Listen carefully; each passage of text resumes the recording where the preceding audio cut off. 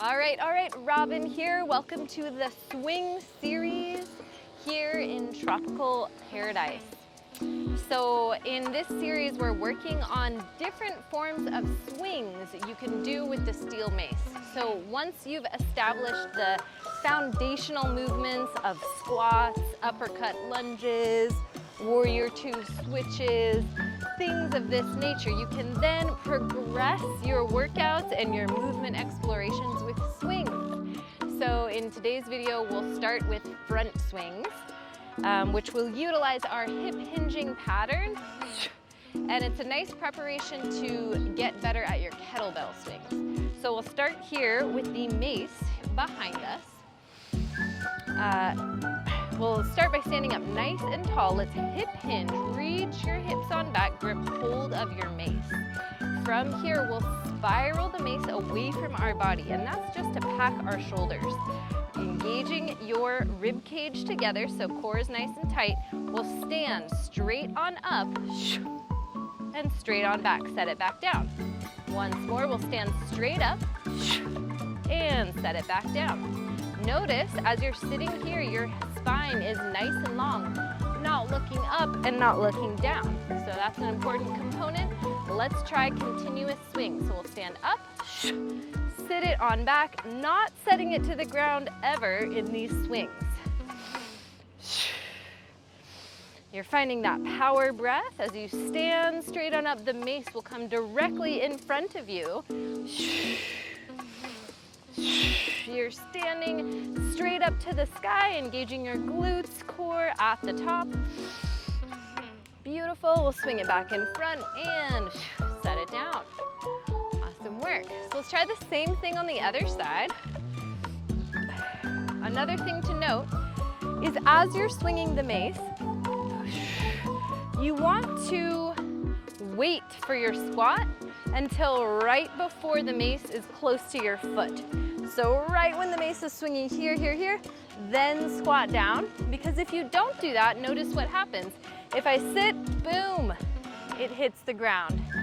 So to prevent that from happening, you just wait a split second before you hip hinge into that squat. Awesome. I love this exercise. It's really training your closed hip strength and endurance, so the ability to stand up and down. We're activating our posterior chain, your glutes, your lats. It's an amazing exercise, and it's really fun to start swinging things. Next variation is a side swing. So we have front swings and then side swings. With our side swings, we'll utilize what's called a hip root. So let's do that first. You'll root your feet into the ground. You can place your hands on your hips. Let's shift our hips back and then shift them to the diagonal. So you'll feel your weight in that outside leg heel. From there, press into this foot to stand straight back tall. This time, let's go directly to that diagonal squat, hip hinge to the diagonal, and then press, standing on up. You should really feel this in the outer side glute, especially as you stand on up. This one takes a little bit of time to perfect. You can also notice your knees. Make sure one is not in front of the other, but they're level. We're just shifting at the hips. If you're a skier, this is a great exercise to train for those moguls. Yes? Alrighty. Now, we'll add in the swing. So with the swing, we're creating a counterbalance with the weight. So the weight is on the left side, and I'll hip hinge my hips to the right side. I'll cross across my body, and as I stand tall, the mace will swing to the side. So I'm creating that counterbalance. Every time the mace crosses my body, I hip hinge. I stand straight on up and it will swing to my side. You'll really feel this in your glutes the next day if you're new to these. And then let's switch mid-air to the other side.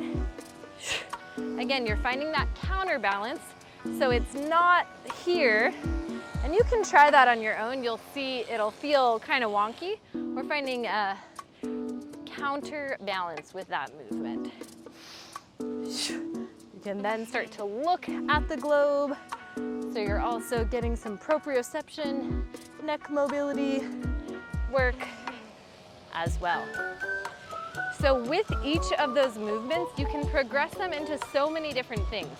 So with the front swing, we might then catch it in an order position. You can find a cast. You can do the side swings into the side flag, into a mill. But let's just start with the swings at first so you can start to implement the swings, and then we'll move on to the more complicated stuff. If you follow this series, you can stay tuned for the next video in which we'll break down the 360 swing, the drop swing, and the mill.